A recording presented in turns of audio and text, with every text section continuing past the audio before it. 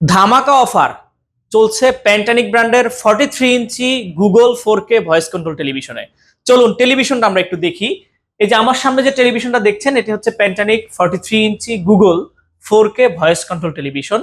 টেলিভিশনটা খুবই slim, metal body পাচ্ছেন, frameless মানে সম্পূর্ণ ডিসপ্লে পাচ্ছেন এবং ডলবি সাউন্ড সিস্টেম, খুব চমৎকার সাউন্ড কোয়ালিটি পাবেন এই টেলিভিশনটিতে।